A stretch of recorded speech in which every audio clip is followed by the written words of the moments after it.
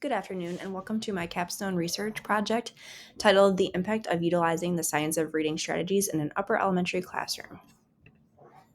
Here are the subjects that I will be discussing in this presentation today. I'll start with my research goals and objectives. I'll move into the methods that I use to collect my data.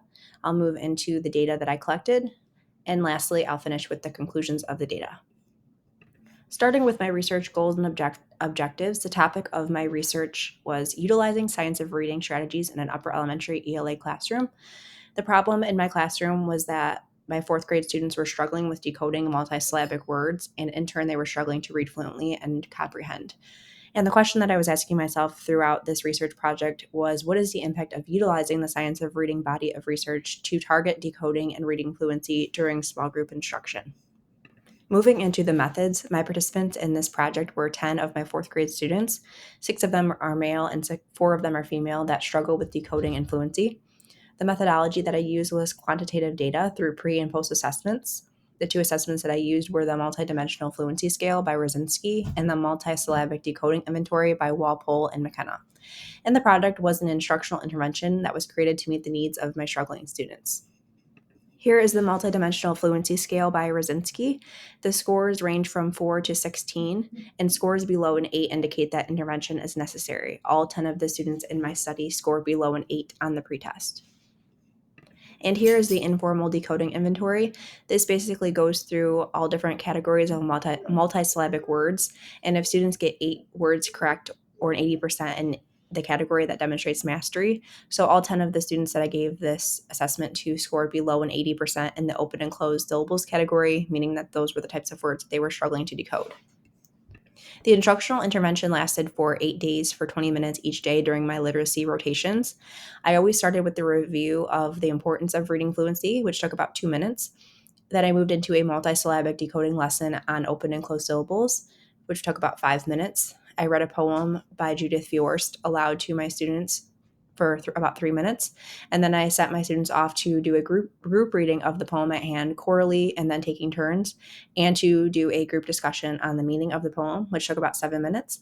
And then I ended with a discussion and comprehension questions posed to them regarding the poem. That took about 3 minutes.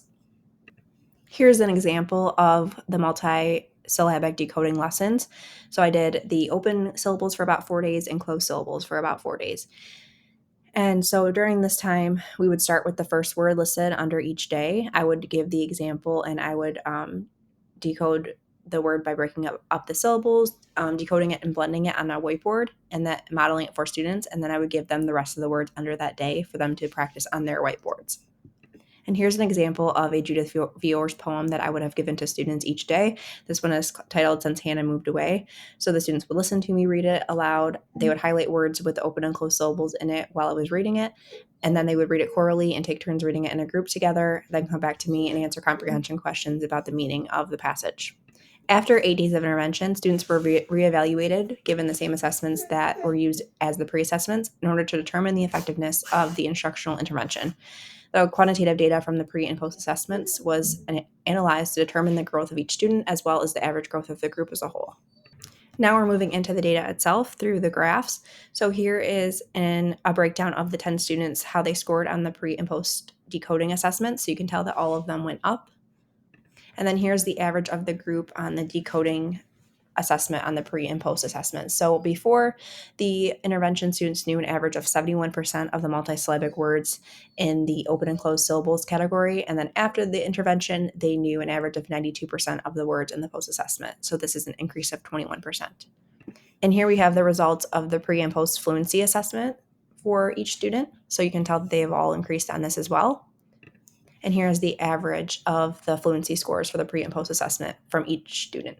So on average, they scored about a 6 on the pre-assessment and an average of a 9 on the post-assessment. And this is an average increase of 3 points on the fluency scale. So to answer the question that I asked myself throughout this research study, I realized that doing this intervention did increase students' decoding skills by an average of 21%. And in turn, it also increased students' reading fluency by an average of 3 points on the fluency scale. The strengths of this study were that I looked at a large amount of information on why students struggle with fluency to begin with. And I also looked at what steps I should take in order to develop fluent readers in my classroom. So I learned that fluency is the bridge between decoding and comprehending. So when students are able to decode, they're able to comprehend or to read fluently, and in turn, they're able to comprehend. So comprehension is the last step.